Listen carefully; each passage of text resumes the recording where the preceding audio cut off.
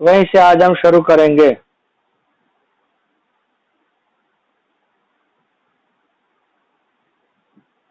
चलिए, तो कल इस चैप्टर में हमने क्या सीखा था, तो वो थोड़ा रिवीजन कर लेते हैं, बाद में आज का चैप्टर हम पूरा करेंगे। तो इस चैप्टर में हमने सीखा, चैप्टर का नाम है अब्बा, और इसकी राइटर कौन है, तो शबाना आजमी नाम की एक भारतीय फिल्म की, यानी कि हिंदी फिल्म की एक मशहूर एक्ट्रेस, अदाकारा कह सकते हैं आप, हीरोइन। तो उनके द्वारा ये चैप्टर लिखा गया, और किसके बारे में लिखा है, तो उनके पिता, जो भारत के हिंदी भाषा के और उर्दू भाषा के बहुत मशहूर शायर और कवि रह चुके हैं, कैफी आजमी, उनके बारे में ये चैप्टर लिखा हुआ है। शुरुआत में हमने सीखा कल, तो इसमें बताया कि कोई भी मम्मी पापा होते हैं, माता पिता होते हैं, वो अपने बच्चे को अच्छे से अच्छी बात सिखाना चाहते हैं। तो सबसे पहले उनके गुरु कौन होते हैं, वही होते हैं। तो वो अपने अपने में जो अच्छी बात होती है, वो अपने बच्चों को सिखाना चाहते हैं।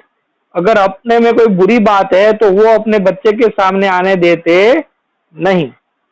बाद में हमने देखा कि शबाना आजमी अपने पिता के बारे में क्या सोचती है, कैफी आजमी के बारे में क्या सोचती है। तो क्या कहते हैं कि वो औरों के जैसे नहीं थे, यानी कि दूसरों के जैसे नहीं थे। तो क्यों दूसरों के जैसे नहीं, क्योंकि वो तो अभी 7 साल की थी, तो वो सब कुछ समझ नहीं पाती थी कि मेरे पापा दूसरों के जैसे क्यों नहीं है। उनको अलग लगते थे, क्यों, क्योंकि वो इंग्लिश नहीं बोलते थे, ना ही वो कभी बाहर जाते थे ऑफिस में काम करने के लिए, ना ही कभी वो पैंट शर्ट पहनते थे। तो इसलिए वो कहते कि मेरे पापा औरों की तरह पापा या डैडी नहीं थे, वो अब्बा थे। और फिर बात कहते कि उन्हें उनके पापा पर शर्म आती थी, क्योंकि उनकी इंग्लिश नहीं आती थी, वो बाहर काम करने नहीं जाते। वो समझ नहीं पाती थी कि मेरे पापा का काम घर पर ही हो जाता है, उसे बाहर जाने की जरूरत नहीं है। फिर उन्होंने अपने जीवन के बारे में बताया कि एक बार उनको स्कूल में एडमिशन लेना था। तो जिस स्कूल में एडमिशन लेना था, तो उस स्कूल का नियम था, उस स्कूल के रूल्स थे कि उन्हीं बच्चों को एडमिशन दिया जाएगा जिन बच्चों के माता पिता को, यानी कि मम्मी डैडी को इंग्लिश आती हो। तो शबाना आजमी के मम्मी पापा, यानी कि कैफी आजमी और शौकत आजमी को इंग्लिश आती नहीं थी। तो उन्होंने स्कूल में झूठे माँ बाप लेके भेज दिए। कौन उनके माँ बाप बने, तो उनके पिता के एक दोस्त थे, जो एक शायरी थे, कवि थे, सरदार जाफरी, उनकी बीवी थी सुल्ताना जाफरी। तो वो शबाना आजमी की माँ बनी, और दूसरे उनके एक दोस्त थे मुंशी नारायण सक्सेना, वो शबाना आजमी के पिता बने। उन दोनों के साथ शबाना आजमी स्कूल गई, और उन्हें स्कूल में एडमिशन मिला।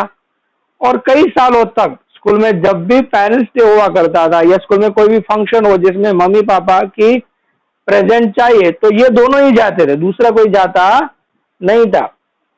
तो स्कूल में क्या हो गया, स्कूल में शबाना आजमी के मम्मी पापा का नाम रियल सबको पता था, लेकिन रियल मम्मी डैडी कौन है पता नहीं था, वो तो दूसरे को ही पहचानते थे। लेकिन एक बार क्या हुआ कि एक हिंदी मुशायरा, एक कविताओं का सम्मेलन, कवियों का सम्मेलन था, वहां पर शबाना आजमी की स्कूल की वाइस प्रिंसिपल वहां गई। तो वहां पर रियल कैफी आजमी, शबाना आजमी के रियल पिता वहां पर थे, और वो शायरी बोल रहे थे। तो उस वाइस प्रिंसिपल ने उनको देखा, और उनकी शक्ल कुछ अलग लगी उनको। तो दूसरे दिन क्या हुआ, दूसरे दिन उन्होंने शबाना आजमी को अपने कक्ष में, यानी कि अपने कमरे में बुलाया, ऑफिस में बुलाया, और उन्होंने उनसे कहा कि मैंने कल तुम्हारे डैडी को देखा, पापा को देखा, लेकिन वो उनसे बिल्कुल अलग थे जो यहाँ पर पेरेंट्स डे पे आते हैं। तो शबाना आजमी उस समय बहुत ज्यादा डर गई, और फिर उन्होंने एक बहाना बना लिया कि मेरे पापा को काफी दिनों से टाइफाइड हो गया है, तो इतने दुबले हो गए तो कि पहचानने में नहीं आते। तो ऐसा एक वाक्य उनके जीवन में बना। फिर दूसरी बात उनके जीवन में बताई कि एक दिन क्या हुआ कि शबाना आजमी की एक सहेली जो उसके क्लास में पढ़ती है, वो शबाना आजमी से आके पास बैठकर कहती है कि मैंने कल तुम्हारे पापा का नाम अखबार में पढ़ा। तो शबाना आजमी को बहुत ही ज्यादा अच्छा लगा और उनको अपने पिता पर गर्व महसूस हुआ। जो पहले शर्म आती थी कि मेरे पापा ऑफिस नहीं जाते, इंग्लिश नहीं बोलते, ना ही कभी वो पैंट शर्ट पहनते, वो शर्म आती थी, अब वो गर्व करने लगी कि चलिए मेरे पापा लोगों से अलग है। क्यों? क्योंकि उस क्लास में 40 बच्चे थे, लेकिन 40 बच्चों में से किसी का नाम अखबार में नहीं आया था, मेरे पापा का आया था। और फिर उनके पापा के द्वारा दिया गया हुआ खिलौना भी उनको अच्छा लगने लगा। तो उसमें एक बात बताई कि उनकी सहेलियों के पास नीली आंखों वाली और सुनहरे बालों वाली गुड़िया रहती थी, लेकिन उनके पापा ने उन्हें काले रंग की गुड़िया ला के दी तो उन्हें अच्छा नहीं लगा। लेकिन अब पापा के बारे में वो अच्छा सोचने लगी, उन पर गर्व करने लगी, तो वो खिलौना भी उन्हें अच्छा लगने लगा। तो ये बात यहाँ पर बताई। बाद में उन्होंने बताया कि उनके पापा के पास से उन्होंने क्या सीखा कि कामयाबी के दूसरों की नकल से नहीं, कामयाबी आत्मविश्वास से मिलती है। ये बात बताई। आगे उनके बताई कि जब वो 9 साल की थी तब वो पहले कहीं अलग रहती थी, लेकिन जब पापा को फिल्मों में काम मिलने लगा, फिल्मों में गाने लिखने लगे तो और अच्छा कमाने लगे, तो उन्होंने अपना घर शिफ्ट कर दिया, जानकी कुटी चले गए। ये बात भी यहाँ पर बताई गई। फिर थोड़ी बात उन्होंने अपनी मम्मी के बारे में यानी कि शौकत आजमी के बारे में भी बताई है कि उनकी माँ, उनके पापा को अच्छा काम मिल रहा था फिर भी वो एक नाटक के में काम करती रहती थी। और उनको एक नाटक में काम मिला, जिस नाटक का जो नाटक था महाराष्ट्र सरकार की तरफ से घोषित किया हुआ प्रतिस्पर्धा में, जो नाटक था पगली। अब टाइम कम था तो उनकी तैयारियों में, उस कंपटीशन की तैयारी में वो घर पर ही तैयारी करने लगी और इतनी तैयारी करती थी, इतनी प्रैक्टिस करती कि घर पर हमेशा पागलों की तरह व्यवहार करते थे। तो भी से हिसाब ले या फिर रसोई घर में काम करे। तो शबाना आजमी उस समय 9 साल की थी, तो समझ नहीं पाती थी, तो उनको लगा मेरी माँ सचमुच पागल हो गई और वो रोते हुए अपने पापा के पास गई।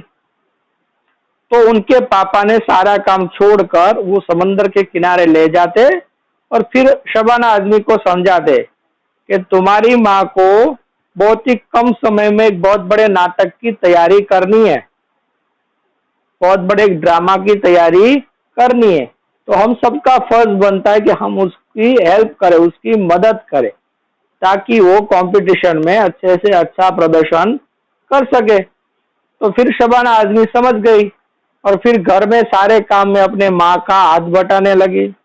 और फिर एक समय ऐसा आया कि उन्होंने माँ ने नाटक किया और उस नाटक में वो फर्स्ट आई और महाराष्ट्र सरकार की तरफ से उनको बेस्ट एक्ट्रेस का अवार्ड जब मिला तो शबाना आजमी को ऐसा लगा कि वो अवार्ड उन्हें ही दिया जा रहा है, इतनी वो खुश हुई। बाद में इस चैप्टर में बात आई कि उन्होंने अपने पापा के बारे में बताया, उनकी एक आदत कि उनके पापा जो फिल्मों में गाने लिखते थे, तो फिल्मों के डायरेक्टर होते हो उनको ऑर्डर देते हो कि 5 गाने लिखने, 2 गाने लिखने या 10 गाने लिखने, जो भी, तो तब तक नहीं लिखते थे जब तक डेडलाइन ना आ जाए, पूरा का पूरा प्रेशर ना आ जाए, तब तक वो लिखते नहीं थे। तब तक वो क्या करते थे कि घर में फिजूल काम करते रहते थे कि मेज साफ करने या कोई कागज आया, पत्र लेटर आया तो उस लेटर का जवाब देना, ऐसे काम में वो अपने आप को बिजी रखते। और शबाना आजमी कहते हैं और उसी समय भी शायद वो जो लिखना है वो अपने दिमाग में शब्दों की रचना करते रहते होंगे। यहां तक हमने पढ़ा था पेज नंबर 61 सेकंड पैराग्राफ। यहां से हम अब शुरू करते हैं। फिर जब लिखना शुरू करते हैं तो भले घर में रेडियो बज रहा हो, बच्चे शोर मचा रहे हो, घर के लोग ताश खेल रहे हो, हंगामा हो रहा हो, कोई फर्क नहीं पड़ता। कभी ऐसा नहीं हुआ कि घर पर खामोशी का हुक्म हो गया कि अब्बा काम कर रहे, लिखते वक्त उनकी स्टडी का दरवाजा भी खुला रहता।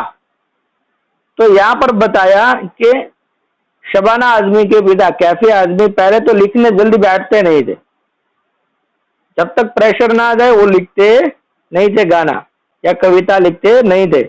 लेकिन जब लिखना बैठ जाए तो घर में कितना भी आवाज हो, कितना भी शोर शराबा हो, बच्चे खेल रहे हो या कोई भी आवाज हो रहा, कोई हो हल्ला हो रहा हो, तो उनको कोई फर्क नहीं पड़ता। कोई डांटते नहीं थे कि भाई आवाज बंद कर दो, मुझे काम करना है।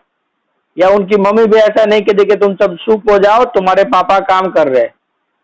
तो ये, और फिर क्या हुआ उनकी स्टडी, यानी कि वो जिस रूम में बैठकर वो लिखते थे, वो दरवाजा भी हमेशा खुला रखते थे, कभी बंद करते नहीं थे। यानी कि जब वो काम करने बैठ जाए तो कोई उनको डिस्टर्ब नहीं कर सकता था, कि वो कितनी भी आवाज हो वो अपना काम कर सकते थे, उनको कोई फर्क पड़ता नहीं था। ये आदत उनकी बताई। आगे कहते हैं, अब्बा को अच्छे खाने का बेहद शौक है और उन्हें पूरा यकीन है कि अच्छा खाना सिर्फ उत्तर प्रदेश का होता है। यानी कि कैफी आदमी की सोच ऐसी, तो खाने के भी बहुत शौकीन थे और उनको उत्तर प्रदेश का खाना बहुत अच्छा लगता था। मम्मी उन्हें कभी हैदराबादी खाना नहीं खिला सकी, यानी उनकी माँ है वो उनको हैदराबादी खाना कभी खिला सकी नहीं, क्योंकि उनको पसंद नहीं था। तो उनके लिए सिर्फ और सिर्फ उत्तर प्रदेश का खाना ही बनता था। घर में जब हैदराबादी खट्टी दाल बनती है तो अब्बा के लिए अलग यूपी की दाल होती है। यानी कि उनकी मम्मी जब हैदराबाद की दाल बनाती है तो उनके पिता के लिए अलग से यूपी की दाल बनाई जाती है। टेबल पर खाना अपनी प्लेट में कभी खुद नहीं निकालेंगे, न बताएंगे कि उन्हें क्या चाहिए। अम्मी को जाने कैसे पता चल जाता है कि उन्हें प्लेट में क्या और कितना चाहिए। यानी उनकी एक आदत कि टेबल पर सारा खाना रखा है तो खुद नहीं लेंगे अपनी प्लेट में, उनकी अम्मी जब देगी तो ही वो खाएंगे, और वो कभी मांगेंगे नहीं कि मुझे ये चाहिए। तो इतने शांत इंसान और इतने शर्मीले भी आप कह सकते हो। तो कहते हैं शबाना आजमी की, मेरी मम्मी को यानी कि उनकी माँ को कैसे पता चल जाता है कि उनके पापा को कितना और क्या चाहिए। वो उनको वही देती थी कि उनको कभी मांगना पड़ता नहीं था। ये बात यहाँ पर बताई। आगे कहते हैं कि अब्बा सिर्फ तब खाने की मेज पर यह कहते कि उन्हें और चाहिए जब मैंने कुछ अपने हाथ से पकाया हो। यानी कि उनके पिता का स्वभाव बताया कि वो कभी खाने के लिए कुछ मांगते नहीं थे कि मुझे ये और दो, मुझे ये चाहिए, मुझे अच्छा लगा। लेकिन तभी वो मांगते थे जब शबाना आजमी ने खुद बनाया हो, तब वो कहते थे मुझे और चाहिए। खाना पकाने का फन आज तक मुझे नहीं आया है। यानी कि शबाना आजमी कहती है फन यानी कि हुनर, तो कहती कि मुझे खाना पकाने का काम आज तक नहीं आया, मुझे वो ठीक से खाना पकाना आता नहीं है। घर के बाकी लोग जहां तक हो सके मेरे बनाए पकवान से बच निकलने की कोशिश करते हैं। यानी कि घर में दूसरे जो सदस्य, उनकी माँ, उनके भाई बहन जो भी है, जब शबाना आजमी खाना बनाती है तो वो खाना खाने की कोशिश करते नहीं थे, वो दूर रहते, मुझे ये खाना चाहिए नहीं, कोई भी बहाना बना देते, मुझे भूख नहीं है या मुझे खाना नहीं है, मुझे बाहर जाना है, कोई भी बहाना। यानी कि शबाना आजमी खाना अच्छा बनाती नहीं थी तो दूसरे लोग साफ मनाही कर देते। जब वो खाना पकाने रसोई घर में जाती है तो सबको पता चल जाता है कि आज खाना कैसा बनने वाला है, तो वो लोग भागी जाते।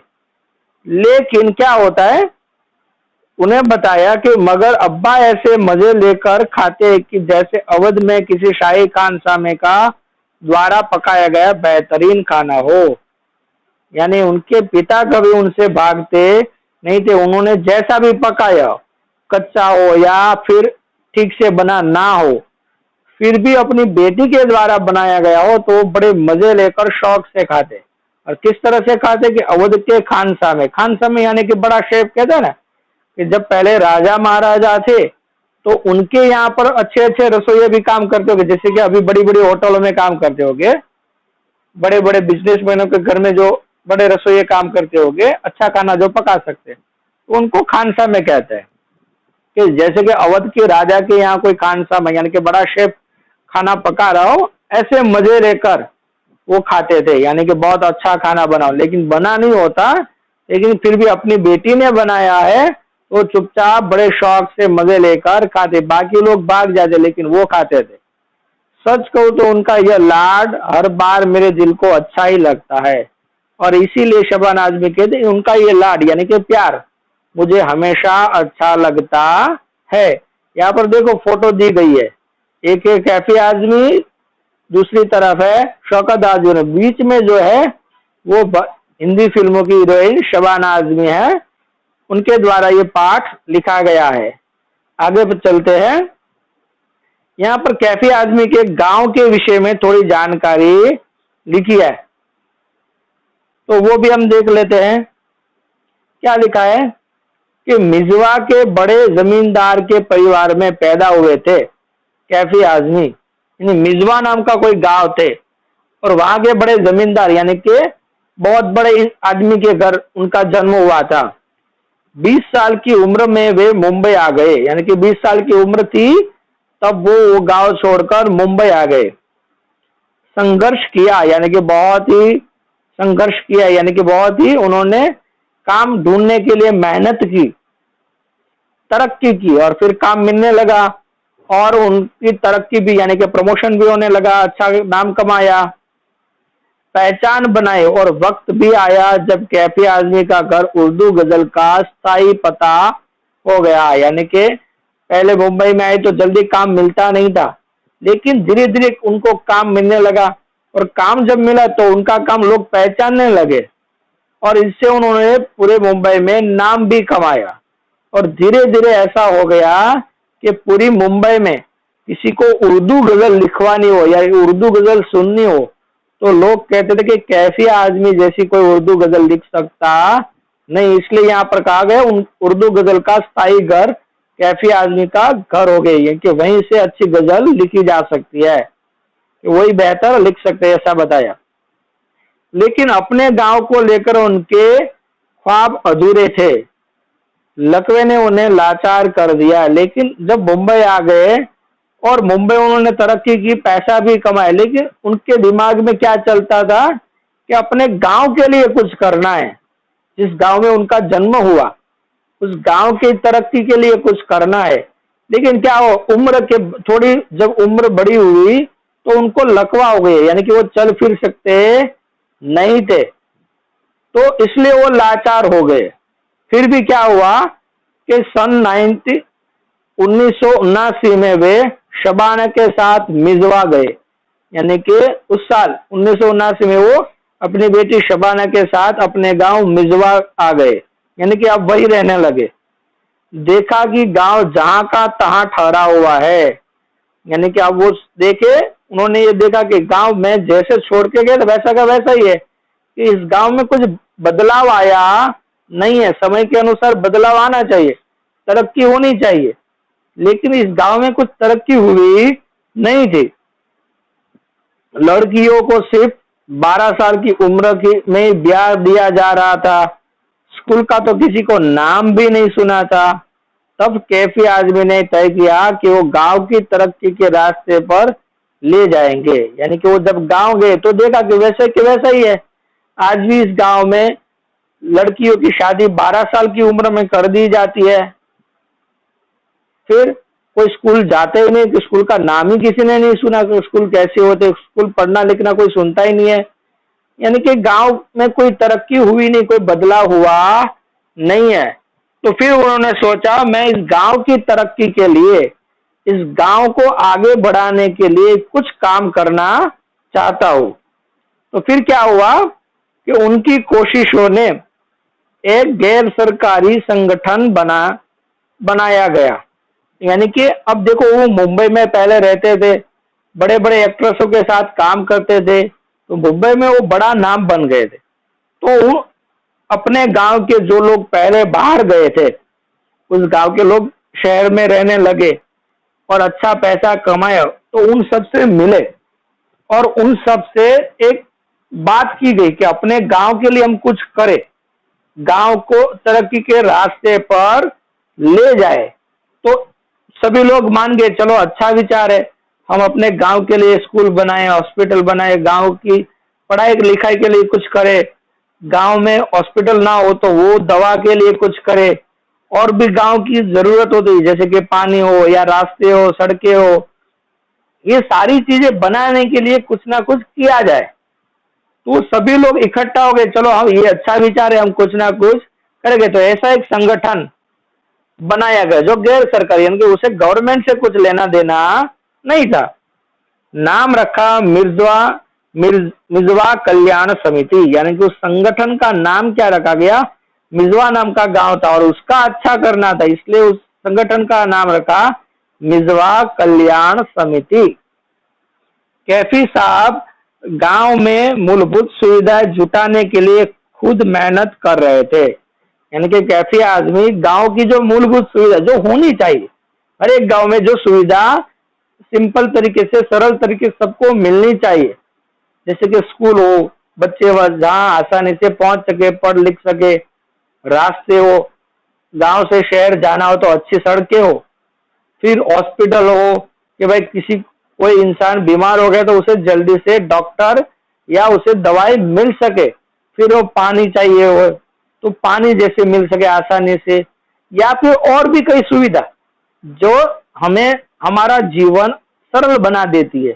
तो ये सारी सुविधा गांव वालों को अच्छी तरह से मिले, तो ये सुविधा जुटाने की, यानी कि गांव में क्या क्या कमी है वो जानने लगे और उसके लिए क्या क्या किया जाए वो सब कुछ वो काम करने की मेहनत करने लगे।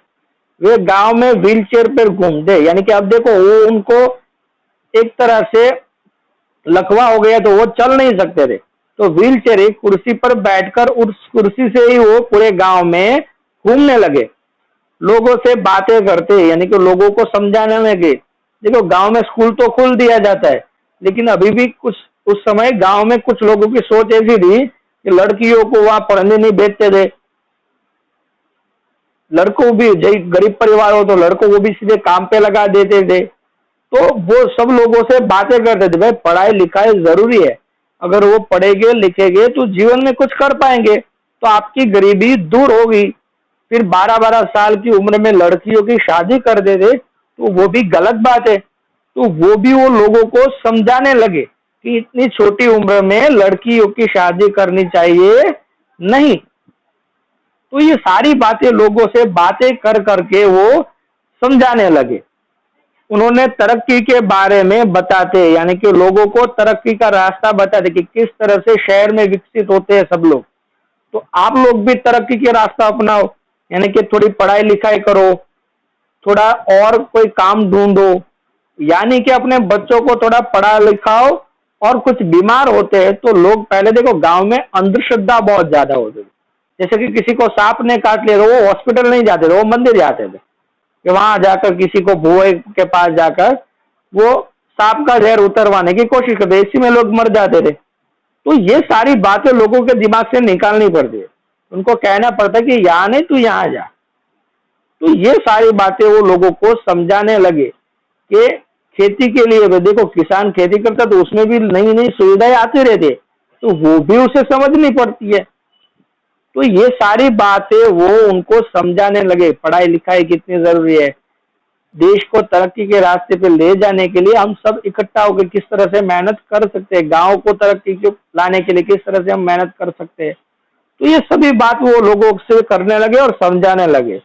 आगे बताते हैं, समझाते कि गांव को भी हर हाल में उस राह पर चलना है, यानी कि जिस तरह से देश तरक्की कर रहा है तो हमारे गांव को भी हर हाल में, यानी कि किसी भी तरह से इस तरक्की के रास्ते पर चलना है, यानी कि हमें भी तरक्की करनी है, उसमें कोई भी रुकावट आनी चाहिए नहीं। ये बात वो लोगों से समझाने लगे। आगे कहते हैं, काम शुरू हुआ तो सबसे पहली जरूरत सड़क की महसूस हुई। अब देखो काम तो शुरू हो गए, गांव में स्कूल बनाया या हॉस्पिटल बनाया या जो भी बनाने, तो सबसे पहली जरूरत गांव में क्या पड़ी, सड़क की, रास्ता, सही रास्ता हो, पक्का रास्ता हो, क्योंकि शहर से कोई चीज वहां पर लानी हो तो वो किसी भी गाड़ी में आएगी, वो बस हो या ट्रक हो या मोटर हो, जिसी में भी आए तो उसके लिए सही रास्ता तो चाहिए। अगर रास्ता ही नहीं होगा तो वो चीज वहां पर पहुंचेगी कैसे। तो सबसे पहली जरूरत क्या हुई, सड़क की महसूस हुई, ताकि गांव को दूसरे गांवों और कस्बों से जोड़ा जा सके, यानी कि एक गांव से दूसरे गांव जाने या शहर जाने के लिए लोग जुड़ सके, जल्दी से हम शहर पहुंच सके या दूसरे गांव पहुंच सके, तो सबसे पहली जरूरत सड़क की महसूस हुई। फिर शिक्षा, दूसरा विचार शिक्षा, एक अच्छी स्कूल बनाई जाए, वहां पर लोग शिक्षित हो सके, और स्कूल की पहल, और फिर वहां पर स्कूल बनाई गई। कैफी आजमी की बीवी शौकत आजमी ठहरी रंगमंच की कलाकार, यानी कि कैफी आजमी की पत्नी शबाना आजमी की माँ शौकत आजमी एक नाटक मंडली में काम करती थी, यानी कि रंगमंच की कलाकार, स्टेज पे काम करती थी। उन्होंने शिक्षा का अलख जगाने का काम अपने हाथ में ले लिया, यानी कि पूरे गांव में शिक्षा का महत्व बताने के लिए कि वो काम उन्होंने अपने हाथ में ले लिया। वो नाटक गांव में हर जगह पर वो नाटक करती और नाटक के द्वारा लोगों को समझाते कि तरक्की करने के लिए एजुकेशन यानी कि शिक्षा कितनी जरूरी है, लड़कियों को पढ़ाना और लड़कों को पढ़ाना कितना जरूरी है। तो ये बात उन्होंने अपने हाथ में ली कि ये काम मैं करूंगी। वो नाटक के द्वारा लोगों को संदेश देने लगी कि पढ़ना लिखना कितना जरूरी है। आगे कहती है, अब बारी थी स्कूल बनाने की, यानी कि अब लोग पढ़ने लिखने के लिए राजी तो हो गए, अब स्कूल बनाने की जरूरत पड़ी। उन्होंने अपनी पूरी जायदाद गांव को दे दी, यानी कि अब स्कूल बनाने के लिए पैसे चाहिए। तो शुरुआत कैफी आजमी ने अपने आप से की। उसके पास जितने पैसे थे, उसके पास जितनी प्रॉपर्टी थी, वो पूरी की पूरी प्रॉपर्टी उन्होंने गांव के नाम कर दी। ये सारे पैसे मैं गांव को दे देता हूँ, गांव की तरक्की के काम में ये पैसे का उपयोग किया जाए। कारवा आगे बढ़ा, यानी कि अब वो काम आगे बढ़ा। एक आदमी ने इतना ज्यादा दे दिया तो लोग भी आगे आने लगे, उसके पास जो भी था वो भी देने लगे। गांव को स्कूल मिला और फिर गांव में स्कूल खुल गया। फिर ट्यूबवेल और पोस्ट ऑफिस, यानी कि फिर पानी की व्यवस्था भी हुई, उस गांव में पोस्ट ऑफिस भी बनी। कई दिनों के बाद इंटरमीडिएट स्कूल, कंप्यूटर सेंटर और सिलाई कढ़ाई केंद्र भी, यानी कि कुछ दिनों बाद, कई समय बाद वहां पर इंटरमीडिएट स्कूल यानी कि 11 और 12, यानी कि उस समय तो 10th बोर्ड नहीं था, 11th बोर्ड था, तो वो स्कूल भी वहां पर शुरू हो गई। कंप्यूटर सेंटर भी खुला, यानी कि लोगों को कंप्यूटर सिखाना भी शुरू हुआ। लड़कियों को काम करने के लिए सिलाई और कढ़ाई भी सिखाए जाने लगी। ये काम भी अब वहां पर शुरू हो गया। शुरू में सिलाई कढ़ाई सीखने के लिए गांव की महिलाओं को शबाना ने तैयार किया था, यानी कि शुरू में जब कढ़ाई और सिलाई का काम शुरू किया तो कोई वहां सीखने आता नहीं था कि बाहर सीखने कौन जाए। तो शबाना आजमी गांव में हर घर जा जाकर सबको समझाया कि आपके तरक्की के लिए आप कुछ काम करोगी तो 2 पैसे आपके पास आएंगे, तो आप अपना कुछ काम कर पाओगी। तो सभी महिलाओं को शबाना आजमी ने तैयार किया। वे घर घर जाती और पुरुषों को बताती कि इससे उनकी औरतें कुछ सीखेगी और 2 पैसे भी कमा कर लाएगी, यानी कि कोई पुरुष अपनी स्त्री को वहां जाने नहीं देता था अपनी बीवी को काम करने के लिए। तो शबाना आजमी घर घर गई और सबको समझाए कि वो कुछ सीखेगी तो 2 पैसे कमाएगी और वो 2 पैसे आप ही के तरक्की के काम आएंगे। आगे इस मशक्कत की शुरुआत और दौर बड़ा तनाव भरा था, यानी कि जब ये समझाने शबाना आजमी जा रही थी तो काफी तनाव भी बढ़ गया। कुछ लोगों ने उसका विरोध भी किया कि ये ठीक नहीं है गांव की महिलाएं काम करे, लेकिन धीरे धीरे सब लोग शांत हो गए, उनकी बात मानने लगे। कैफी आजमी का मई 2002 में इंतकाल हो गया, यानी कि मई महीने में 2002 में, सन 2002 में इंतकाल, यानी कि उनकी डेथ हो गई, वो मृत्यु हो गई उनकी। लेकिन उनके गांव और उनके लोगों की, वहां की लड़कियों की ताकत देने की उनकी कोशिश जिंदा रही है। लेकिन उनके गांव के लिए उन्होंने जो काम किया, उनके गांव की लड़कियों को लिए कि उन्होंने जो काम किया वो आज भी जिंदा है, यानी कि आज भी वो चल रहा है और चलती रही हो, आज भी वो काम चल रहा है। ये इस चैप्टर में पढ़ाया गया है। चलिए इसकी एक्सरसाइज समझा देता हूँ क्या लिखना है, बाद में आपके जो क्वेश्चन है वो मैं ले लूंगा। तो फिर से एक बार, शब्दार्थ ज्ञान और श्रुत लेखन ये आपको टेक्स्ट बुक में नहीं, आपको नोटबुक में लिखना है। पाठ चर्चा में ये तीनों क्वेश्चन आपको नोटबुक में लिखने हैं। ये क पाठांश, ये नोटबुक में नहीं, ये सिर्फ टेक्स्ट बुक में लिखना है। ये ख भी टेक्स्ट बुक में ही लिखना है। उसके बाद अधिकतम क्वेश्चन, पांचों के पांचों क्वेश्चन आपको नोटबुक में लिखने हैं। किसमें लिखना है? नोटबुक में लिखना है। फिर मूल्य आधारित पहला क्वेश्चन, सिर्फ और सिर्फ पहला क्वेश्चन आपको नोटबुक में लिखना है। ओके, आशा करता हूं आपको समझ में